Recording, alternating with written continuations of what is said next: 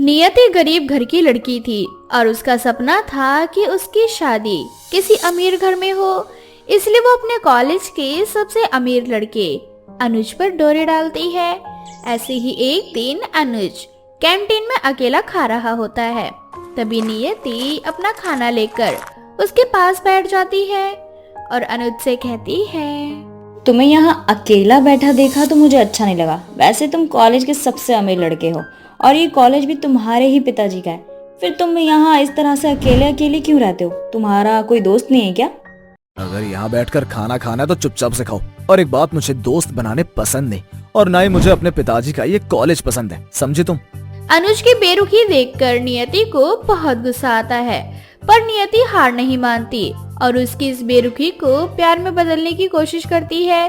अब इसी तरह से हर रोज नियति उसके साथ खाना खाती और उससे बातें करने की कोशिश करती। देखो अनुज, मुझे नहीं पता कि तुम किसी से बात क्यों नहीं करते और मुझे बिल्कुल भी अच्छा नहीं लगता जब तुम यहाँ अकेले बैठे रहते हो। क्या हम दोस्त नहीं बन सकते? और वैसे भी इस कॉलेज में मेरा कोई दोस्त नहीं है क्योंकि मैं गरीब हूँ और इस कॉलेज में एडमिशन मेरा स्कॉलरशिप के जरिए हुआ है। तो वैसे ही मेरा लोग बहुत मजाक बनाते हैं। नियति की बातें सुनकर अनुज को उससे हमदर्दी होने लगती है और वो भी उससे बात करने लगता है। देखते ही देखते कुछ महीने बीत जाते हैं और अब नियति अनुज को अपने प्यार के जाल में फंसा लेती है। और ऐसे ही एक दिन नियति और अनुज पार्क में मिलते हैं, जहां अनुज उससे शादी करने की बात करता है। मैंने कभी सोचा नहीं था नियति कि मुझे किसी से प्यार होगा, पर जब से तुम मेरी जिंदगी में आई हो, मेरी जिंदगी में खुशियाँ आ गई हैं। क्या तुम मुझसे शादी करोगी? यही तो मैं चाहती थी। हाँ अनुज, क्यों नहीं, आखिर मैं भी तो तुमसे प्यार करती हूँ ना। और वैसे भी इसी दिन का मुझे बहुत ज्यादा वेट था। अब अनुज बिना अपने पिता शंकर को कुछ बताए नियति से शादी करके उसे अपने घर लेकर आता है। पर जैसे ही शंकर की नजर नियति पर पड़ती है, वो उस पर लाइन मारने लगता है। अरे वाह बेटा, तू लड़की तो बहुत अच्छी लाया है। इतनी अच्छी लड़की तो आज तक मैं भी नहीं ढूंढ पाया। पिताजी, आप अपनी हद में रहिए, ये बहू है आपकी। अरे बेटा, मैं जानता हूँ ये मेरी बहू है। मुझे तो खुशी है इस बात की कि तू अपने बड़े भाई की तरह अपनी बीवी के साथ घर छोड़कर नहीं गया, बल्कि मेरा ख्याल रखते हुए अपनी बीवी को इस घर में लेकर आया। बस कीजिए पिताजी। और नियति, तुम मेरे साथ कमरे में चलो और एक बात याद रखना, पिताजी से दूर रहना। अनुज के पिता एक नंबर के ठरके इंसान थे। बस यही वजह थी कि शंकर का बड़ा बेटा अपनी बीवी के साथ वो घर छोड़कर चला गया। पर अनुज कोई काम नहीं करता था, बस इसलिए बेरोजगारी के चलते अनुज नियति को अपने घर लेकर आता है। पर जब नियति को पता चलता है कि सारी दौलत और ऐशो आराम उसके ससुर के नाम है, तब नियति की भी नीयत फिसलने लगती है। नियति, तूने तो गलती कर दी। तुझे इस निठल्ले को नहीं बल्कि इसके बाप को फंसाना चाहिए था। पर कोई बात नहीं, अभी भी देर नहीं हुई है। तेरा ससुर तुझ पर पहले से ही फिदा है, क्या पता मेरे जाल में फंस जाए। अब नियति आते ही अपने ससुर पर लाइन मारने लगती है और क्योंकि शंकर भी ठरकी होता है, इसलिए वो भी अपनी छोटी बहू के सारे चालों को समझ जाता है। ऐसे ही एक दिन जब अनुज घर पर नहीं होता, तो नियति अपने ससुर के लिए चाय बना कर ले जाती है और अपने ससुर के करीब जाकर अपने ससुर से कहती है, ससुर जी, आप ना बहुत अट्रैक्टिव हैं और वैसे भी 70 की उम्र में ना 17 के नजर आते हैं। बेवकूफ मेरा बेटा तुम पर कितना विश्वास कर रहा है, पर तुम तो मुझ पर लाइन मार रही हो। पर मुझे फर्क नहीं पड़ता तुम मेरी छोटी बहू हो या बड़ी बहू, मुझे तो बस अपनी अय्याशी से मतलब है और मैं जानता हूँ तुम्हें मेरी दौलत से मतलब है। अब क्या करूँ भगवान जी, ये बुढ़ा तो बहुत तेज है, इसे तो मेरी चाल का पता चल गया। अरे जाने मन, घबरा क्यों रही हो? अब जब तुम मेरे इतना करीब आ ही गई हो तो मेरी बाहों में भी आ जाओ। वैसे भी कुछ सालों बाद मैं मर जाऊंगा और मेरी सारी दौलत मेरे दोनों बेटों के नाम हो जाएगी। पर जब तक मेरी दौलत मेरे पास है, तुम मेरे पास रहो और मेरे गुजर जाने के बाद मेरे बेटे के पास चली जाना। मैंने जितना सोचा था ना, आप उससे भी ज्यादा गिरे हुए हैं, पर फिर भी आप मुझे पसंद है क्योंकि इसमें मेरा ही तो भला है। इतना बोलकर नियति अपने ससुर के करीब चली जाती है। इसी तरह से बेचारा अनुज नौकरी की तलाश में बाहर दर बदर की ठोकरें खाता, तो वहीं दूसरी ओर नियति अनुज की गैर मौजूदगी में अपने ससुर के साथ रहती और उसके प्यार से खेलती। ऐसे ही कुछ महीने बीत जाते हैं और एक रात जब थका हारा अनुज घर आता है तो वो देखता है कि उसकी बीवी नियति उसके पिताजी के बाहों में है। पिताजी, ये सब क्या है? नियति, सच कहना, पिताजी ने तुम्हारे साथ जबरदस्ती की है ना? आपको शर्म नहीं आती पिताजी, अपनी बहू के साथ ऐसी नीच हरकतें करते हुए? बेटा, माना कि मैं याशी करता हूँ, इस उम्र में भी मैं लड़कीबाजी करता हूँ, पर इसका मतलब ये नहीं कि तुम मुझ पर इल्जाम लगाओ। मैं तेरी बीवी के पास नहीं, बल्कि तेरी बीवी खुद मेरे पास चलकर आई थी। नियति इस बात से अनजान थी कि घर में सीसीटीवी कैमरास लगे हैं। अब शंकर के कहने पर अनुज सीसीटीवी कैमरा चेक करता है और उसे देखने के बाद उसे नियति का सच पता चल जाता है। तुम्हारी हिम्मत कैसे हुई मेरे विश्वास के साथ खेलने की? मेरा बाप तो है ही गिरा इंसान, पर तुम भी वैसी ही हो। मुझे लगा था कि तुम मेरी रोशनी हो जो मुझे अंधेरे से बाहर लेकर आई, पर तुम तो वो काला साया हो जिसने मुझे खाई में धकेल दिया। दूर हो जाओ मेरी नजरों से, वरना मैं आज तुम्हारा खून कर दूंगा। अनुज प्लीज मुझे माफ कर दो। अगर तुमने मुझसे रिश्ता तोड़ दिया तो मैं कहाँ जाऊंगी? क्यों? अपने ससुर की बाहों में जाओ ना, मेरे पास क्यों आ रही हो? आप दोनों ने मुझे बहुत बड़ा धोखा दिया है। इस घर से तुम्हें नहीं, मुझे जाना चाहिए। मैं जा रहा हूँ इस घर को छोड़कर। मेरे जाने के बाद तुम दोनों बहू और ससुर एक साथ रहना। आज अनुज का विश्वास इंसानों से उठ चुका था। अब वो किसी पर विश्वास नहीं कर पाता और अपने भाई के पास चला जाता है। तो वहीं दूसरी ओर शंकर नियति से भी सारे रिश्ते तोड़ देता है और एक बार फिर नियति रोड पर आ जाती है। बबीता और पिंकी दोनों सास बहू थी। बबीता पिंकी के एक हरकत से हमेशा परेशान थी, जो कि थी किसी की भी देखा देखी वो चीज करने की। ऐसे ही एक दिन पिंकी अपनी सहेली मोनिका से फोन पर बात कर रही थी। और बता, तेरा बर्थडे तो गया ना, और तेरे पति ने तुझे क्या गिफ्ट दिया? सच बताऊं पिंकी, तो मेरे पति से भी ज्यादा अच्छा गिफ्ट ना मेरी सासू माँ ने मुझे दिया था। अच्छा, क्या गिफ्ट दिया तेरी सासू माँ ने? मेरी सासू माँ ने सोने का हार दिया था मुझे। वो सोने का हार जो मुझे बहुत ही ज्यादा पसंद था। मैं बहुत टाइम से सोच रही थी कि ये वाला हार इसी डिजाइन पे जरूर लूंगी, और ना जाने मेरी सास को कैसे पता चल गया कि मुझे वो हार चाहिए था, और मेरे बर्थडे पे ना मेरी सासू माँ ने मुझे ये सरप्राइज दे दिया। सच में बहुत ही अच्छी है मेरी सासू माँ। सच में यार, तेरी सास तो बहुत अच्छी है, और तू ना बहुत ज्यादा लकी है जो तुझे ऐसी सास मिली है जो तेरी हर छोटी बड़ी खुशी का ख्याल रखती है। हाँ ये तो है। वैसे तेरा भी तो बर्थडे आ रहा है ना, तो तेरी सास क्या करने वाली है तुझे? यार मुझे ये तो नहीं पता कि मेरी सासू माँ मुझे क्या देने वाली है, लेकिन इतना जरूर जानती हूँ कि मेरी सासू माँ ने कुछ अच्छा सा सरप्राइज प्लान कर रखा है मेरे लिए। बाकी देखते हैं कि उस दिन मुझे क्या मिलता है। अच्छा, तो इनवाइट करेगी ना अपने बर्थडे वाले दिन हमें? सॉरी यार, मैं तुझे इनवाइट तो नहीं कर सकती। वो क्या है ना कि मेरे हस्बैंड ने ना फैमिली प्लान बना रखा है। मेरे बर्थडे पर उन्होंने कहा है कि हम दुबई जाएंगे, वो भी सिर्फ मम्मी, मैं और मेरे पति। बाकी तू चिंता मत कर, जब मैं घर पे कभी किटी पार्टी करूंगी ना, तब तुम सबको अच्छे से पार्टी दूंगी। तभी पिंकी बबीता के पास जाती है और कहती है, माँ जी, मेरा जन्मदिन आ रहा है और आप मुझे क्या देने वाली हो? मैं तुझे तेरे जन्मदिन पर गिफ्ट के रूप में अपना बहुत सारा आशीर्वाद और खूब सारा प्यार दूंगी। माँ जी, ऐसा ना बिल्कुल भी नहीं चलेगा। हमेशा आशीर्वाद दे रहे हो आप गिफ्ट के तौर पर। मेरी जो फ्रेंड है ना मोनिका, उसकी सास ने उसे बहुत ही महंगा सोने का हार गिफ्ट किया है, इसलिए मैं चाहती हूँ कि आप भी मुझे इतना ही महंगा हार गिफ्ट करो।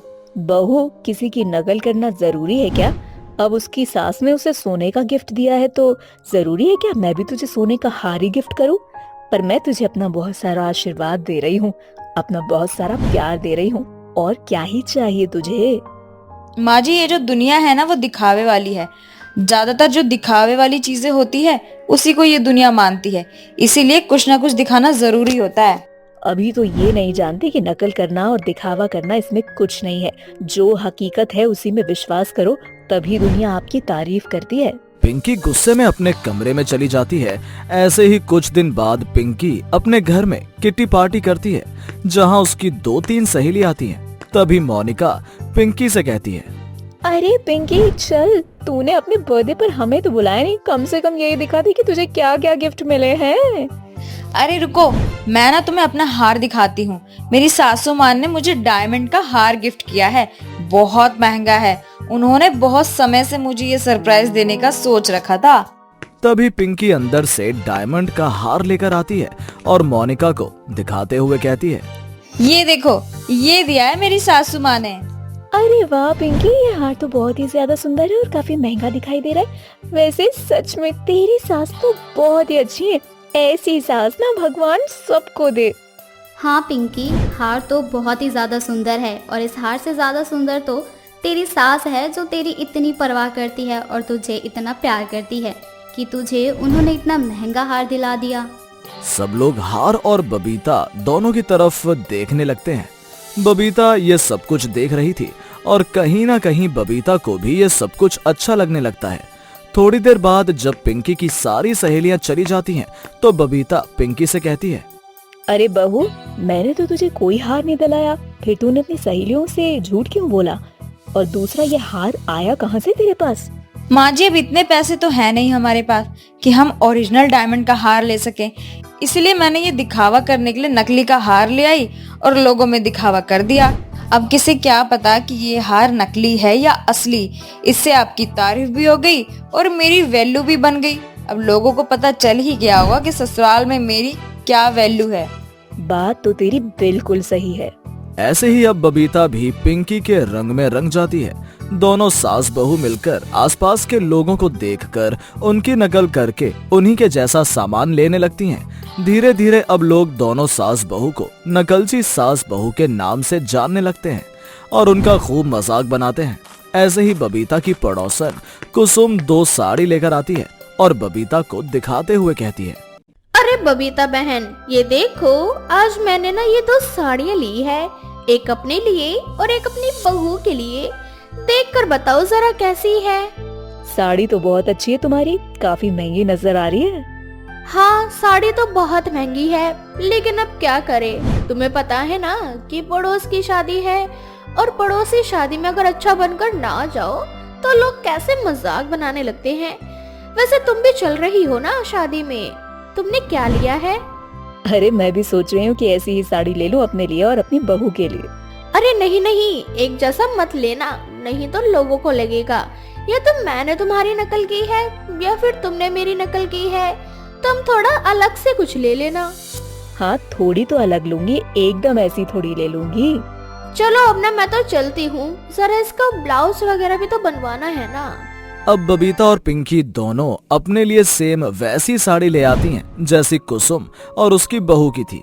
जब सभी लोग पड़ोस की शादी में जाते हैं, सभी लोग बबीता और पिंकी का मजाक बनाने लगते हैं, क्योंकि दोनों सास बहू की आदत थी कि वो हमेशा ही किसी न किसी की नकल करती ही रहती थीं, जिस पर कुसुम को बहुत गुस्सा आता है और कुसुम उन दोनों का मजाक बनाते हुए बबीता के बेटे अर्जुन से कहती है, वैसे अर्जुन बेटा, तुम अपनी माँ और अपनी पत्नी दोनों से बहुत अलग हो। तुम्हारी माँ और पत्नी ने तो नकल कर ली है मेरी और मेरी बहू की, बस तुम रह गए हो। अगर तुमने भी मेरे बेटे की नकल कर लेते तो सब कुछ एक जैसा हो जाता, फिर ज्यादा अच्छा लगता दिखने में। इस तरह से सभी लोग अर्जुन का मजाक बनाने लगते हैं। अर्जुन को बहुत शर्मिंदगी महसूस होती है और वो बिना खाए पिए घर वापस आ जाता है। जब बबीता और पिंकी दोनों घर आती हैं, तो वो अर्जुन को ऐसे उदास देखकर कहती हैं, माफ करना बेटा, मैं जानती हूँ आज मेरी और बहू की वजह से तेरा सर शर्म से झुक गया है। हमारी वजह से आज तेरी इतनी ज्यादा बेइज्जती हुई है। माफ करना अर्जुन, हम दोनों ज्यादा बेहतर बनने के चक्कर में लोगों की नकल करने लग गए थे और नकल करने के चक्कर में ये भूल गए कि इंसान की खुद की एक पहचान होती है। आज हमारी वजह से आपको इतनी ज्यादा बेइज्जती का सामना करना पड़ा। हमें माफ कर दो, हम भविष्य में कभी भी किसी की नकल नहीं करेंगे।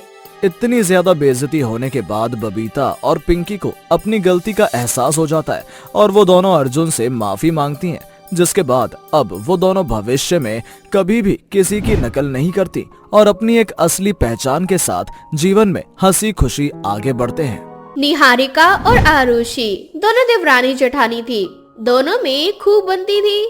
ऐसे ही एक दिन आरुषि अपनी जेठानी निहारिका से कहती है, अरे भाभी, आप जब से देख रही हो काम में लगी हुई हो, अभी ये सब छोड़ो, जाकर आराम कर लो, बाकी के काम मैं खुद कर लूंगी। अरे तू अकेले क्यों करेगी? जब तक काम खत्म नहीं हो जाता तब तक मैं भी तेरे साथ लगी रहूंगी। बस थोड़ा सा और रह गया है, ये भी खत्म हो जाएगा। अरे भाभी, झाड़ू पोछा और बर्तन तो रह गया है ना, मैं कर लूंगी अकेले। आप जाकर आराम कर लो। आप सुबह से आराम नहीं कर पाई हो। जो भी काम था, थोड़ा काम मेरे लिए भी तो छोड़ दो। अरे यार, बस थोड़ा सा काम और रह गया है, हम दोनों मिलकर कर लेते हैं ना, जल्दी हो जाएगा, फिर हम दोनों साथ में बैठकर बातें करेंगे। ये भी सही है। भाभी, आप गर्मा गर्म पकौड़े बना दो ताकि झाड़ू पोछा बर्तन ना मैं अकेली कर लेती हूँ। आपके हाथ के पकौड़े खाए हुए पता नहीं कितने दिन हो गए।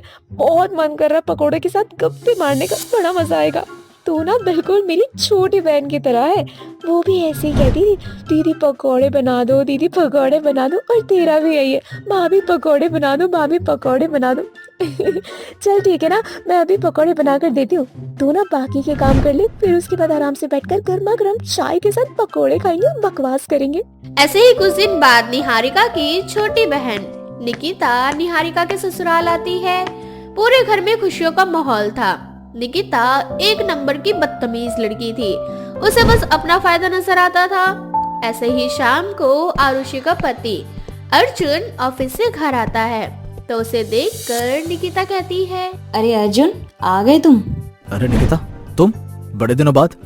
हाँ, वो मैं ना दीदी से मिलने के लिए आई थी। काफी समय हो गया था उनसे मिले हुए, और मैंने सोचा इसी बहाने ना उनकी नई नवेली देवरानी से भी मिल लेती हूँ। तुमने तो अपनी शादी की पार्टी भी नहीं दी मुझे। अरे चिंता मत करो, पार्टी चाहिए ना तुम्हें? ठीक है, मैं तुम्हें किसी दिन अच्छी वाली पार्टी दूंगा। अपने दोस्तों के साथ में एक अच्छे से लॉन्च में चलेंगे। वहाँ जाकर मैं जो खाना पीना होगा बता देना। हाँ ठीक है, फिलहाल के लिए ना मैं बहुत ही ज्यादा थक गई हूँ, मुझे भूख भी लग रही है। खाना वाना दे दो यार, और मैं कुछ खा पी के सो जाऊं, थोड़ा सा आराम कर। अब ऐसे ही समय बीतता जाता है। निकिता बार बार अर्जुन के करीब जाने की कोशिश करती है। ऐसे ही एक दिन निकिता ऑफिस जाती है और ऑफिस के बाहर अर्जुन को वेट करने लगती है। थोड़ी देर बाद जब अर्जुन ऑफिस से बाहर आता है तो वो देखता है कि निकिता वहाँ खड़ी है और अर्जुन निकिता से कहता है, क्या बात है निकिता, तुम यहाँ पर? अरे तुम यहाँ? मैं तो यहाँ किसी काम से आई थी। और तुम्हारा ऑफिस भी यही है क्या? अच्छा हुआ हम दोनों मिल गए, अब साथ में घर चलते हैं। चल कोई बात नहीं, मेरे साथ चलो बाइक पर। आज मैं तुम्हें थोड़ी बाइक राइड भी करवा लाता हूँ और पिज्जा भी खिला देता हूँ। हाँ, वैसे भी बहुत टाइम हो चुका है, मुझे पिज्जा खाना है यार। इस तरह से निकिता और अर्जुन दोनों साथ में बैठकर यहाँ वहाँ बाइक पे घूमने लगते हैं। थोड़ी देर बाद अर्जुन निकिता को एक रेस्टोरेंट में ले जाता है जहाँ वो दोनों साथ बैठकर खाना खाते हैं और पिज्जा वगैरह खाते हैं। दोनों घर में आने में काफी देरी हो जाती है। आरुषि को बार बार अर्जुन की चिंता सता रही थी कि आखिर अर्जुन इतना लेट क्यों हो गया। थोड़ी देर बाद जब अर्जुन और निकिता घर आते हैं तो आरुषि दोनों को साथ में देखकर उनसे कहती है, अरे अर्जुन, आज आप ऑफिस से इतना लेट आए? हमेशा तो 7 बजे घर आ जाते, आज रात के 10 बज गए। अरे वो क्या है ना कि मुझे निकिता को थोड़ा सा घुमाना फिराना था, इसलिए आने में थोड़ा लेट हो गया। और बाहर ना बहुत ज्यादा ट्रैफिक लगा हुआ था। अरे तो फोन करना भूल गए थे क्या? और जब मैं तुम्हें फोन कर रही थी तो मेरा फोन भी नहीं उठा रहे थे, ऐसा कौन करता है? अरे आरुषि, इतना गुस्सा क्यों हो रही हो? अर्जुन किसी और के साथ थोड़ी था, मेरे ही तो साथ था। और वैसे भी अर्जुन ना तुम्हारे आने से पहले मुझे जानता है। आरुषि इसके आगे कुछ नहीं कहती और ऐसे ही कुछ दिन बीत जाते हैं। निकिता अर्जुन के साथ कुछ ज्यादा ही समय बिताने लगती है। ये देखकर आरुषि को बहुत बुरा लगता है। हे भगवान, ये भाभी की बहन तो मेरी सौतन बनने के लिए इस घर में आई है। जब से ये आई है तब से इसने मेरे पति के ऊपर न जाने कौन सा जादू कर दिया। मेरा पति अब सारा समय इसी को देता है। मुझे तो कुछ समझ ही नहीं आ रहा कि मैं अपना रिश्ता कैसे बचाऊं। ऐसे ही एक दिन आरुषि और निहारिका दोनों मार्केट गई थी। अर्जुन और निकिता दोनों घर पर अकेले थे। अर्जुन और निकिता दोनों हॉल में बैठे हुए थे। निकिता अर्जुन के लिए जूस लेकर आती है और मौका देखकर जूस में कुछ मिला देती है और अर्जुन को वो पिला देती है। जूस पीने के बाद अर्जुन बेहोश हो जाता है। निकिता अर्जुन को किसी तरह से खींचकर उसके कमरे में ले जाती है और उसे बेड पर लेटा कर खुद भी उसके साथ लेट जाती है और अपनी और अर्जुन की कुछ पिक्चर्स अपने फोन में क्लिक करती है। थोड़ी देर बाद जब निहारिका और आरुषि घर आती हैं, तो निकिता मौका देखकर रोने का नाटक करती है और निहारिका से कहती है, दीदी अच्छा हुआ आप आ गए। आज अर्जुन ने मेरे साथ वो किया जो मैंने कभी नहीं सोचा था। क्या हो गया है? ऐसा क्या कर दिया अर्जुन ने तेरे साथ? हाँ, दीदी, अर्जुन ने मेरी इज्जत को शर्मसार कर दिया है। उसने मेरे साथ बहुत गलत किया, मेरी इज्जत लूट ली उसने। अब मैं मुंह दिखाने के लायक नहीं हूँ। अर्जुन इतना नीचे गिर सकता है, ये मैंने कभी नहीं सोचा था। उसने मेरी बहन के साथ जो किया वो बिल्कुल सही नहीं किया और मैं इसे बिल्कुल नहीं छोड़ूंगी। लेकिन भाभी, आप तो जानती हैं ना अपने देवर को, वो ऐसा नहीं कर सकते। मुझे लगता है निकिता को कोई गलत फहमी हुई है। एक लड़की अपनी इज्जत के लिए ऐसा झूठ तो कभी नहीं बोलेगी। मेरा विश्वास करो दीदी, अर्जुन ने मेरी जिंदगी बर्बाद कर दी है। मैं कहीं भी मुंह दिखाने लायक नहीं हूँ। निहारिका को बहुत गुस्सा आता है और वो तुरंत अर्जुन के खिलाफ पुलिस केस करवाती है। थोड़ी देर बाद वहाँ पुलिस आती है और अर्जुन को पकड़ कर ले जाती है। बेचारी आरुषि बहुत ही ज्यादा परेशान हो गई थी। तभी उसका ध्यान एकदम से हॉल में लगे सीसीटीवी कैमरे के ऊपर जाता है। सीसीटीवी कैमरा में साफ साफ दिखाई देता है कि निकिता खुद अर्जुन के जूस में कुछ मिलाती है और अर्जुन को खींचकर उसके कमरे में ले जाती है। आरुषि ये सबूत पुलिस स्टेशन में दिखाती है, जिसके बाद निकिता का डीएनए टेस्ट होता है और टेस्ट में साबित हो जाता है कि अर्जुन ने निकिता के साथ ऐसा वैसा कुछ भी नहीं किया था, उसे फंसाया जा रहा था। तभी ये बात निहारिका को पता चलती है तो उसे बहुत गुस्सा आता है और वो अपनी बहन को खींचकर थप्पड़ मारती है, जिसके बाद आरुषि और अर्जुन दोनों मिलकर निकिता के खिलाफ एफआईआर कराते हैं और उसे सलाखों के पीछे डलवा देते हैं।